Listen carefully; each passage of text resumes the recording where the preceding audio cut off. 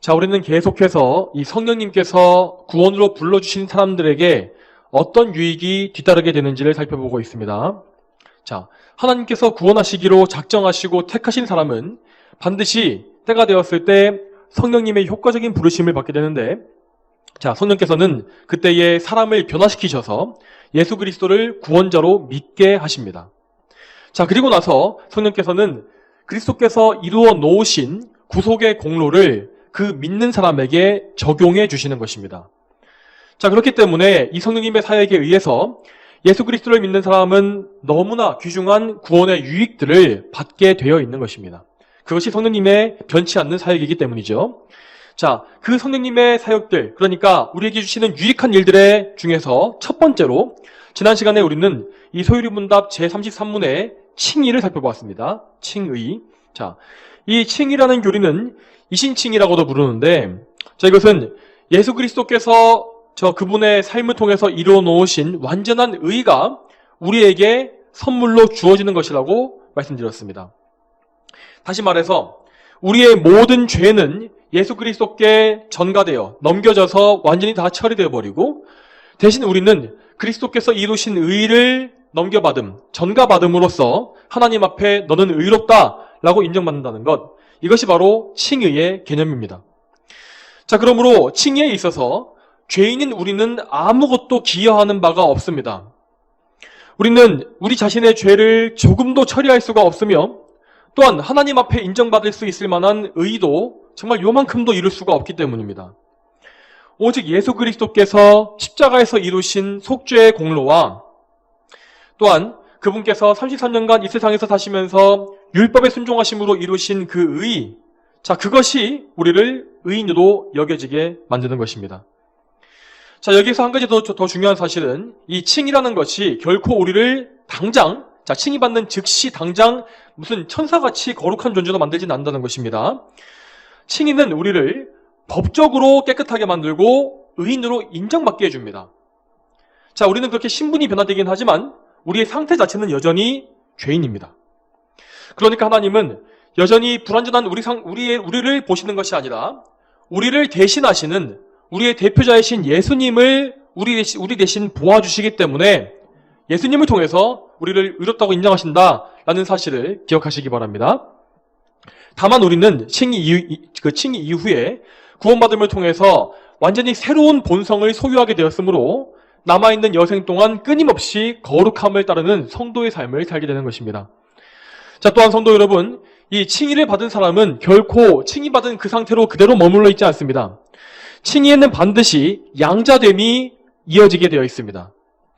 왜냐하면 하나님께서 그리스도를 통해서 우리를 의롭게 하신 그 목적이 바로 우리를 그분의 자녀로 받아주시는 것, 자녀 삼으시는 것, 여기에 있기 때문입니다. 이제 우리는 오늘 이 양자됨이라는 교리를 살펴볼 것입니다. 자, 이 놀라운 양자됨의 교리는 죄인인 우리가 감히 하나님의 자녀가 되어서 그분을 우리의 아버지라 부르게 된 이 은혜에 대해서 말씀하는 교리입니다. 그러면 오늘 제34문을 같이 읽어보겠습니다. 제가 질문을 읽어드리면 답변을 같이 읽어주시기 바랍니다. 34문입니다. 자, 양자됨은 무엇입니까? 답을 읽으시면 됩니다. 양자됨은 하나님이 값없이 주시는 은혜의 행위로서 우리는 양자됨으로 말미암아 하나님의 자녀가 되어 모든 특권을 받습니다. 자, 아멘. 자, 양자라는 것은 이 친아들이 아니라 입양된 자녀를 말하는 것입니다. 자, 하나님의 유일하신 친아들은 오직 성자 하나님이신 예수 그리스도 한 분뿐이시고, 자, 우리는 예수님을 통해서 거룩해져서, 자, 원래 자녀가 아니었는데 하나님의 가족에 입양이 되는 것입니다. 이처럼 하나님은, 자, 우리를 구원하신 이후에 우리를 계속 그냥 남남으로 버려두시는 것이 아니라 그분의 자녀로서 여겨주십니다. 그러므로 우리가 참으로 구원받은 성도라면 이 양자됨의 교리를 바르게 깨닫고 적용하는 것이 정말로 중요합니다. 우리는 정말 이 교리를 깊이 알고 또한 하나님의 자녀답게 사는 것이 무엇인지 이것을 그러니까 체험적으로도 우리가 알아야 하는 것입니다.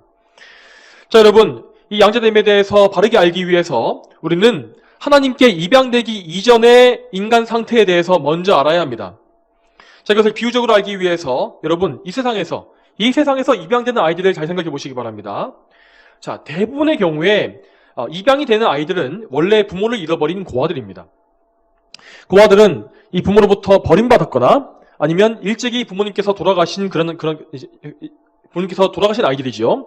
자, 그리고 그들은 부모 대신해서 거두어줄 수 있는 가족조차 없는 불쌍한 처지에 있는 것입니다. 자, 이것과 똑같이 죄인들은 이 세상에 태어나면서 영적인 고아와 같은 상태로 태어나게 됩니다. 자, 물론 그들은 다 육신의 부모는 가지고 있습니다. 자, 그들의 부모가 정말 좋은 사람이어서 부모에게 너무나 많은 사랑을 받으면서 자란다고 할지라도, 그런데 그 부모들은 아이의 영혼까지는 책임질 수가 없기 때문에 그들은 영적인 고아일 수밖에 없는 것입니다. 또한 부모가 자식들을 위해서 해줄 수 있는 것은 오직 그들이 살아있을 동안만으로 한정됩니다. 죽음 이후의 삶에 대해서는, 영원한 삶에 대해서 육신의 부모는 무능할 수밖에 없습니다. 또한 부모들은 그 아이들과 똑같은 아담의 원죄를 물려받은 죄인이기 때문에 자기 자신조차도 책임질 수가 없지 않습니까? 이처럼 모든 죄인은 자연적인 상태 그대로에서는 다 하나님과 끊어져 있으며 영적으로 버림받은 고아의 상태에 있습니다. 이러한 죄인의 상태를 가리켜서 성경은 이렇게 말씀합니다. 에베소서 2장 3절 말씀에 그때에는 우리도 다 그들 가운데 속하여 육체와 마음이 원하는 것들을 행하여 우리 육체의 정욕 가운데 살았고 그들과 같이 본질상 진노의 자녀들이었으나 하였고, 또한 요한일서 3장 10절 말씀은 죄인들을 가리켜서 마귀의 자녀다라고 칭합니다. 자, 여러분, 이러한 진노의 자녀, 마귀의 자녀라는 이런 표현들은 고아라는 표현보다 한층 더 심각하지 않습니까? 여러분, 성경은 이렇게 불신자가 마귀의 자녀라고 하였는데, 여러분, 그러면 마귀가 과연 정상적인 부모의 역할을 해줄 수 있겠습니까? 그가 부모라면 그 자녀에게 사랑과 유익을 줄 수 있겠습니까? 마귀의 자녀는 곧 마귀의 노예로 살고 있는 것입니다. 죄인들은 마귀의 노예로 살면서 마귀가 기뻐하는 것에 부역하고 또한 날마다 죄를 지으면서 하나님의 진노를 먹고 마시는 이런 비참한 상태로 살고 있습니다. 이 죄인의 상태에 대해서 마지막으로 좀 더 와닿게 설명드리기 위해서 에스겔서 16장 말씀을 읽어드리겠습니다. 에스겔서 16장 말씀에는 하나님의 은혜를 입기 이전에 이스라엘 백성의 상태를 마치 그림을 그리듯이 생생하게 표현하고 있는 말씀이 나옵니다. 이 말씀의 이스라엘 백성의 상태는 하나님께서 자녀로 받아주시기 이전의 죄인의 상태와 정확히 똑같은 것입니다. 에스겔서 16장 4절부터 6절까지 말씀입니다. 제가 읽겠습니다. 내 태생에 대하여 말하자면 내가 태어났을 때 내 탯줄은 잘리지 않았으며 너는 정결하게 물로 씻기지도 않았고 소금을 바르지도 않았으며 강보에 쌓이지도 아니하였다. 어떤 눈도 너를 불쌍히 보지 않았으며 이 일들 중 하나라도 행하여 내게 긍휼을 베풀지 아니하였다. 내가 태어나던 날에 사람들이 내 생명을 혐오하여 들판에 버렸다. 내가 네 곁을 지나다가 네가 피투성이인 채 버둥대는 것을 보고 피투성이인 내게 말하기를 살아라 하였고 또 피투성이인 내게 다시 말하기를 살아라 하였으며, 이처럼 하나님께서는 버림받은 바 된 죄인들을 긍휼히 여기셨고 그들 중에서 자녀들을 택하시고 불러주신 것입니다. 자, 여러분, 제가 방금 전에 말씀드렸던 택하시고 불렀다라는 표현을 반드시 기억하시기 바랍니다. 하나님께서 죄인들을 자녀로 삼으신다는 것은 결코 우연히 벌어지는 일이 아니며 또한 어느 날 갑자기 자녀로 삼으실 예정이 없었는데 갑자기 정하시는 것도 아닙니다. 하나님은 창세 이전 영원 속에서 이미 그분의 자녀들을 택하셨습니다. 물론 이러한 교리는 이 죄인들에게 거부감을 불러일으키는 것이 사실입니다. 그러나 성경은 분명히 하나님께서 창세 전에, 이 세상을 지으시기도 전에 그분의 자녀들을 택하셨다고 말씀하고 있습니다.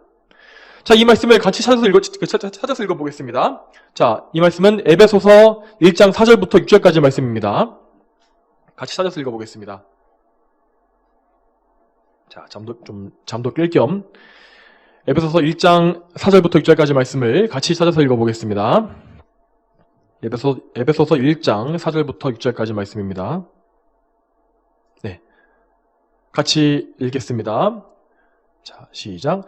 그분께서 창세 전에 우리로 사랑 안에서 그분 앞에 거룩하고 흠이 없게 하시려고 우리를 그리스도 안에서 택하셨으며 그분의 기뻐하시는 뜻을 따라 우리를 예정하시어 예수 그리스도로 말미암아 그분의 아들로 받아들이셨으니 이는 그분의 사랑하시는 아들 안에서 우리에게 거저 주시는 그분의 은혜의 영광을 찬미하게 하려는 것이다.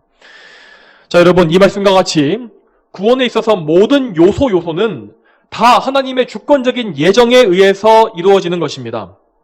자, 이것은 우리가 믿는 칼빈주의 교리의 가장 핵심적인 가르침인데, 자, 칼빈주의에 반대하는 사람들은 이러한 주권적인 선택, 예정의 교리에 대해서 정말 심각한 적개심을 가지는 것을 볼 수 있습니다. 그렇지만 여러분 잘 생각해 보십시오. 만일 우리를 자녀로 택하시는 하나님의 그 구원 사역이 창세전에 미리 하나님 뜻대로 정해진 것이 아니라고 한다면 이 구원의 선택이라는 것에는 반드시 인간의 조건, 사람의 행동이나 사람의 상태가 들어가 있게 마련입니다. 결국 그분께서는, 하나님은 우리가 뭔가를 행하는 것을 보시고, 아, 그게 내 마음에 드는구나, 그게 참 착해 보이는구나, 그래서 그것이 마음에 드시기 때문에 우리를 자녀로 삼아주시는 것이 될 수밖에 없는 것입니다. 자, 그렇게 되면 방금 읽었던 이 에베소서의 말씀은 완전히 거짓말이 되고 말 것입니다.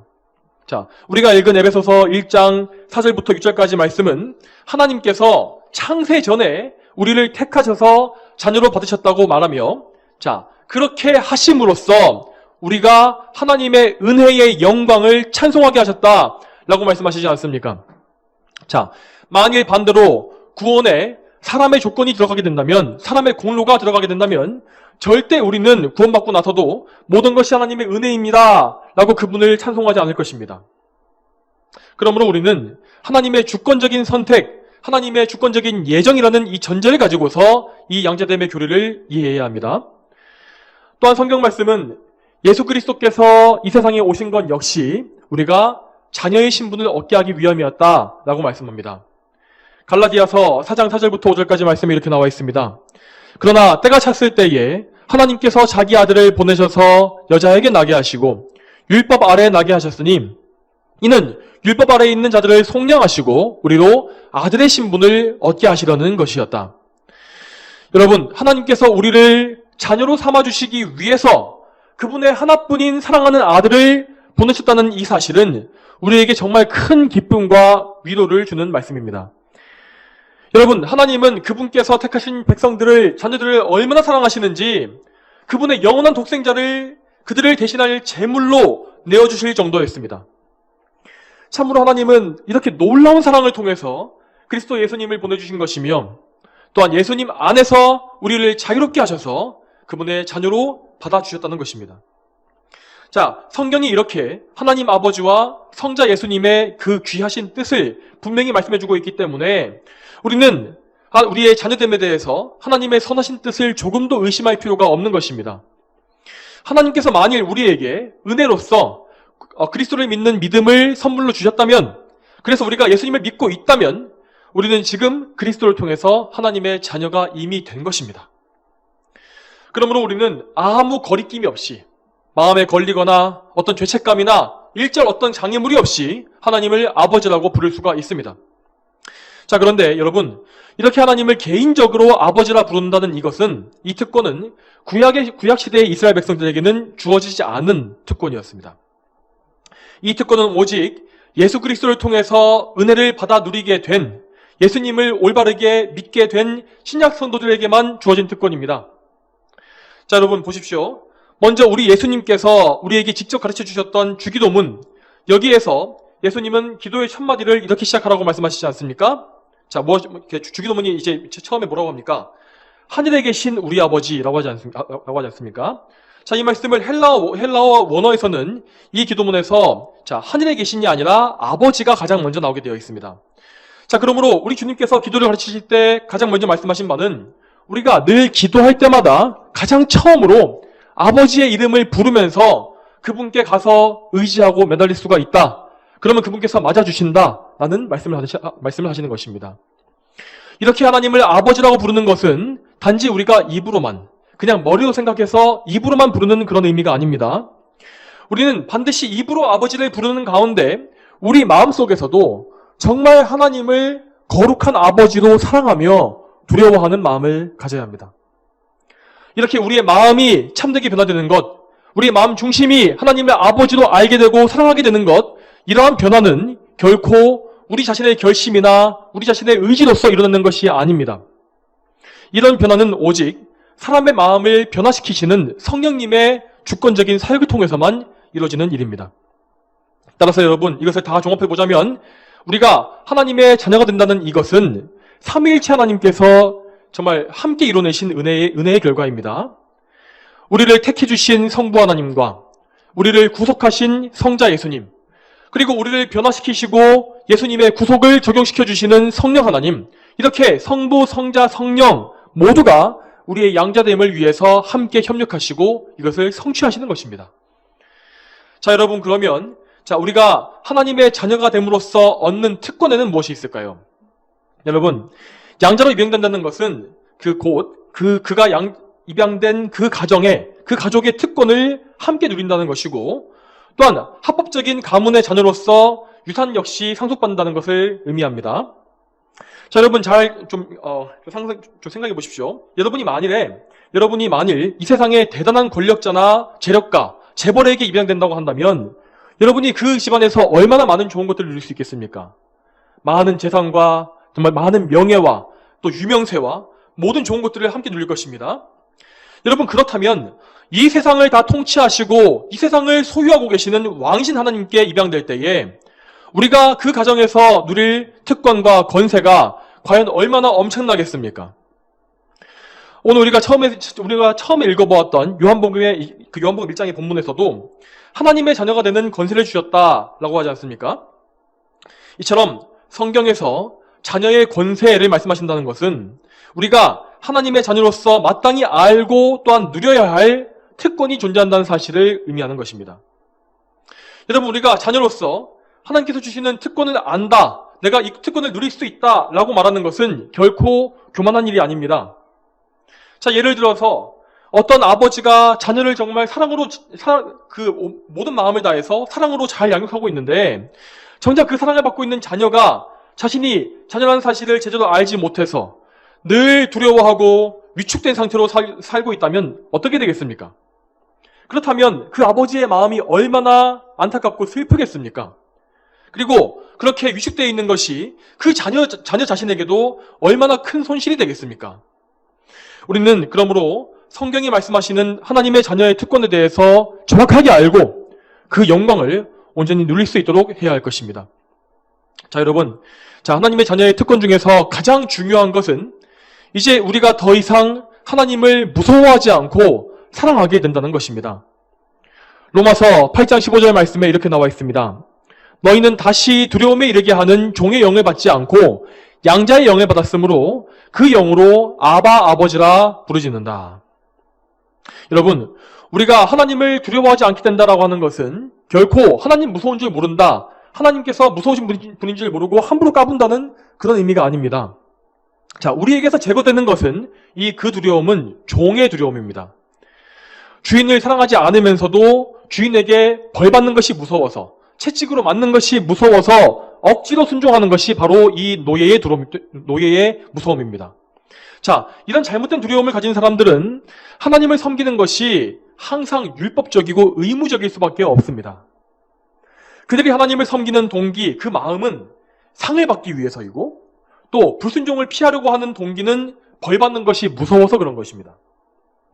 자, 만일 어떤 사람이 스스로 하나님의 자녀라고 그렇게 떳떳하게 말을 하면서도 여전히 이러한 종의 두려움을 가지고 있다면 사실 그 사람은 아직까지 하나님의 자녀가 아니거나 아니면 믿음이 너무나 연약해서 너무나 무지한 상태에 빠져 있는 것이라고 할 수가 있습니다.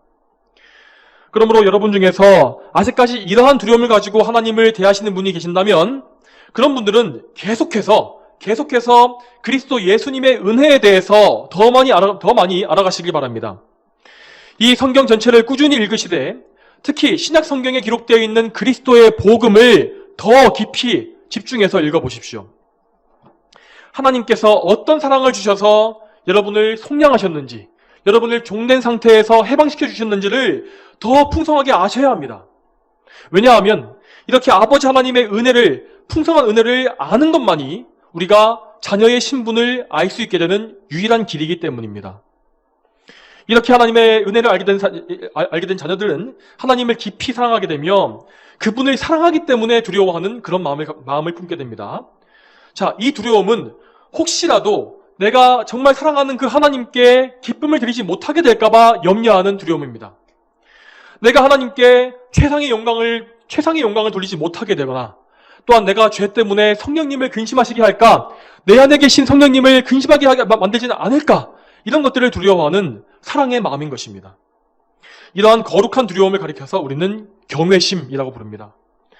여러분 잘 기억하십시오. 이렇게 하나님을 깊이 사랑하고 그분을 경외하는 것이 하나님의 자녀들이 가지는 가장 기본적인 마음과 신앙의 태도입니다.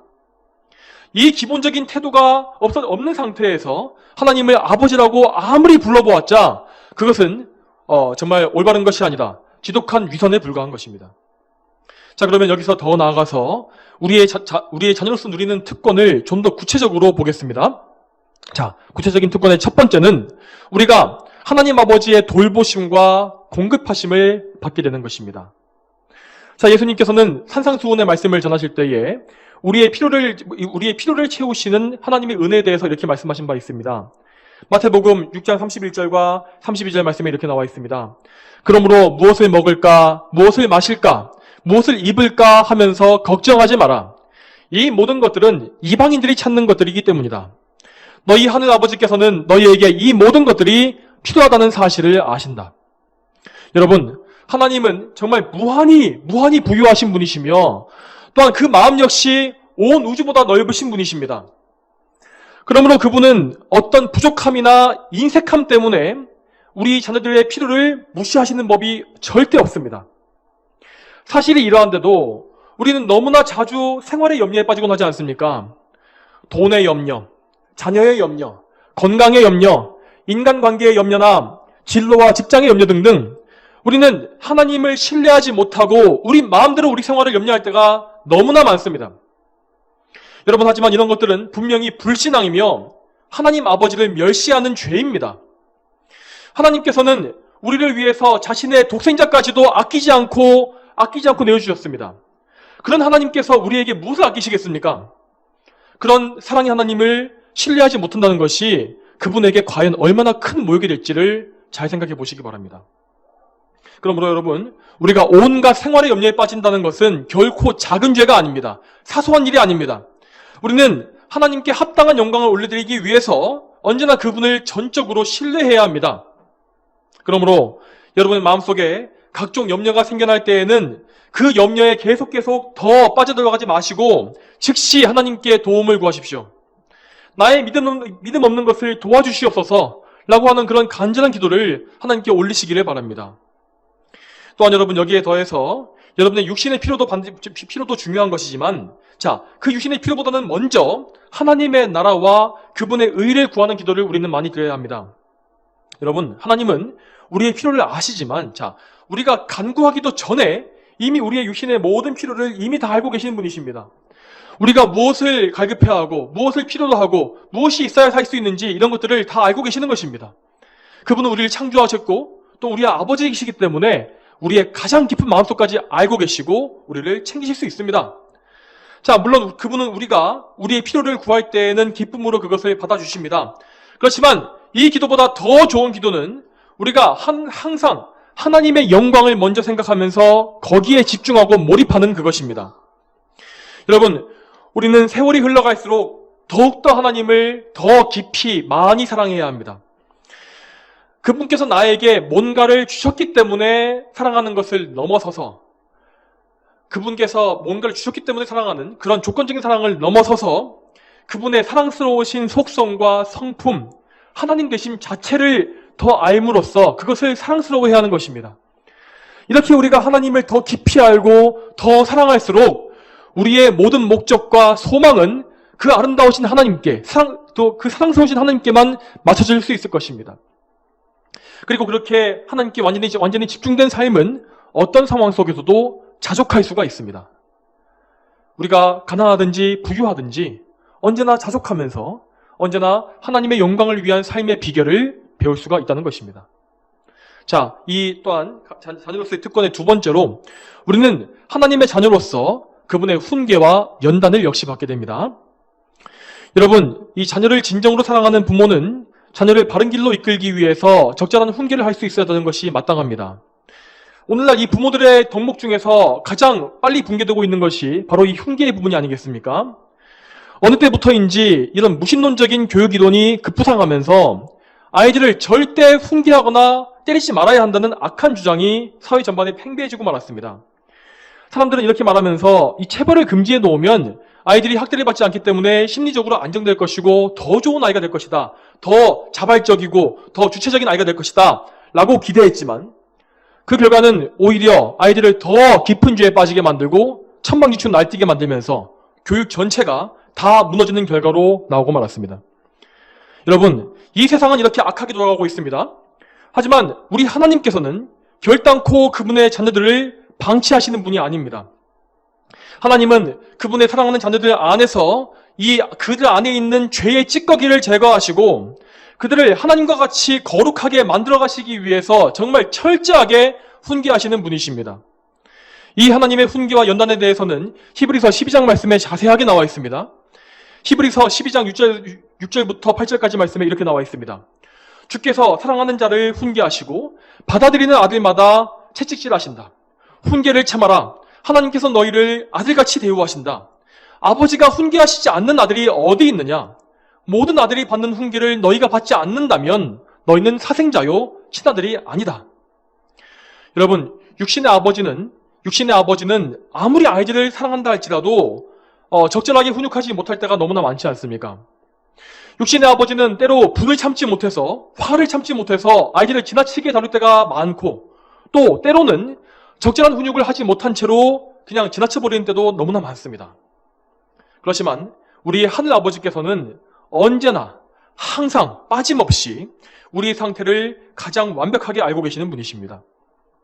그분은 우리가 어느 정도의 훈련을 감수할 수 있는지를 정확하게 알고 계시고 또한 각 상황에서 어떤 종류의 훈계가 필요한지도 알고 계십니다. 하나님의 손에는 우리를 훈련하실 수 있는 좋은 도구들이 정말 다양하게 준비되어 있습니다. 물론 여러분, 우리 인간이 보기에는 훈계받는 것이 그 당시에는 즐거울 수가 없고 슬퍼 보이는 것이 사실입니다. 때로는 우리가 훈계받을 때에 정말 이해가 되지 않아서 하나님께 부르짖기도 하고 원망스러운 마음이 생기기도 합니다. 그러나 우리는 그런 시련의 때일수록 하나님을 더 많이 신뢰하고 더 의지해야 합니다. 여러분, 이 시련과 연단의 가장 대표적인 인물인 욥을 보시기 바랍니다. 그는 여러분, 연단받기 전에 자기의 죄에 대해서 깊이 깨닫지 못했던 것 같습니다. 그는 분명히 그때에 하나님을 사랑하며 섬겼고 하나님의 기쁨을 누렸습니다. 하지만 그는 자신의 마음속에 깊이 뿌리박혀 있는 교만함에 대해서 충분히 알고 있지 못했습니다. 그렇지만 하나님께서 정말 불과 같은 연단으로 욥을 단련하셨을 때 마침내 그의 교만함이 드러났고 그는 나중에 더욱더 하나님을 깊이 알게 되었으며 더욱더 하나님 앞에 죄를 제거해버리고 겸손해지게 되었습니다. 여러분, 이처럼 이 세상에서는 제 아무리 완벽해 보이는 성도라 할지라도 그 사람에게는 하나님의 연단과 훈계가 아직도 필요한 것입니다. 하나님은 그분의 아이들이 그 어떤 면에서도 죄의 종로로 사는 것을 원치 않으십니다. 그러므로 하나님은 더욱 사랑하는 아이들마다 더 많이 연단하셔서 죄의 찌꺼기를 불태워버리시고 그 안에서 그리스도의 흠없고 거룩한 형상이 나타나게끔 역사해 주시는 것입니다. 자, 다음으로 세 번째 특권은 우리의 특권은 여러분, 이 지상에서 끝나는 것이 아니라 저 천국까지 이어지게 되는 것입니다. 여러분, 우리는 장차 하나님의 자녀로서 하늘의 유업을 상속받을 특권을 가지고 있습니다. 자, 여러분, 여기에서 또 중요한 요점이 있습니다. 자, 우리는 여기에서 마치 이 세상의 부귀영화를 바라는 것처럼 천국을 바라서는 안 됩니다.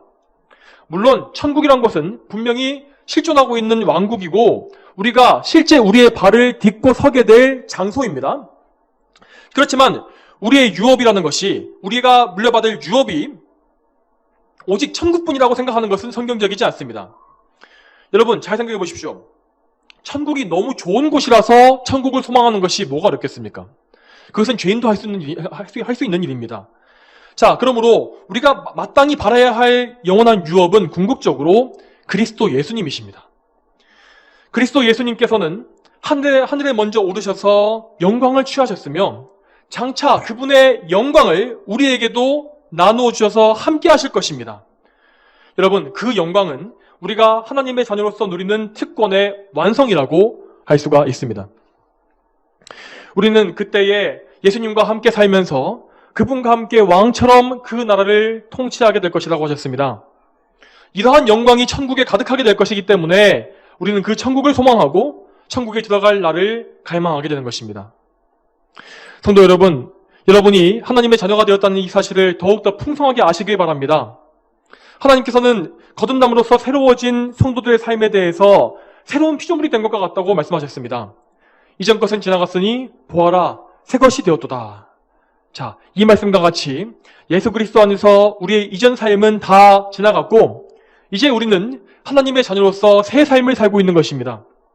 그러므로 예수 그리스도를 믿기 이전에 여러분의 삶이 어떠했든지 간에 하나님은 그것으로 여러분을 처벌하지 아니하십니다. 여러분, 물론 이 자녀가 되기 이전에 우리가 지었던 죄의 결과들이 무효화되지는 않습니다. 우리가 예수님 믿기 전에 지었던 죄나 실수가 있다면 그 열매를 어느 정도 우리가 먹게 되어 있습니다. 하지만 여러분, 성도들은 결단코 예전에 지은 죄 때문에 하나님 앞에 버림받지 않습니다.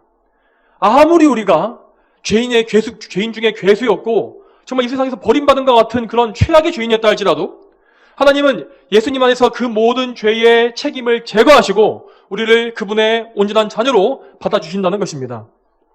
여러분, 하나님은 성도들이 다시는 옛 죄를 짓지 않도록 연단하시긴 하시겠지만 그 죄의 책임을 절대 그들에게 묻지 않으십니다. 왜냐하면 이미 그들의 모든 죄, 과거와 현재와 미래의 모든 죄는 다 예수 그리스도의 죽으심과 부활하심을 통하여서 완전히 다 처리되었기 때문입니다. 그러므로 우리는 예수님 믿기 이전에 모든 죄와 허물을 다 예수님께 맡겨버리고 더 이상 그 옛 죄에 머물지 않도록 늘 간구해야 하는 것입니다. 그리고 이제부터는 새로운 자녀의 특권을 가지고서 자녀다운 삶을 살기 위해 힘써야 합니다. 사랑하는 성도 여러분, 자, 언제나 하나님 아버지의 은혜에 감사와 찬송을 올리시길 바랍니다. 언제나 자녀로서 하나님을 사랑하시며 그분께 순종하기를 힘쓰십시오. 또한 여러분, 한 가지 더 하자면 아버지 안에서 한 형제가 된 교회의 지체들, 우리의 모든 그 하나님의 아들들을 사랑하시고 또한 아직까지 그리스도 바깥에 있는 이웃들도 그들이 누구든지 간에 긍휼히 여기시며 그들이 그리스도 안에 들어올 수 있도록 힘쓰며 또한 사랑해주는, 기도해주는 우리 모두가 되어야 할 것입니다. 자, 우리 모두가 오늘 말씀과 같이 항상 하나님의 영광을 위해서 힘쓰는 참된 자녀가 다 되기를 축복합니다. 다 함께 기도하시겠습니다. 거룩하신 아버지 하나님, 오늘도 웨스트민스터 소유리 문답의 이 귀한 교리를 저희가 보면서 하나님께서 우리를 자녀로 삼아주신 이 놀라운 은혜와 특권이 무엇인지를 알게 하심에 감사드립니다. 하나님, 언제나 저희가 하나님께서 우리를 자녀로 부르시기 위해서 그리스도 예수님을 보내셨다는 이 사실을 믿게 하시고 또한 항상 예수님의 그 놀라운 은혜 가운데에서 하나님의 사랑을 발견하며 언제나 하나님을 기쁘시게 할 것을 항상 소망하며 열심으로 믿음의 생활을 할 수 있도록 도와주시옵소서. 감사드리며 예수님의 이름으로 기도 올립니다. 아멘.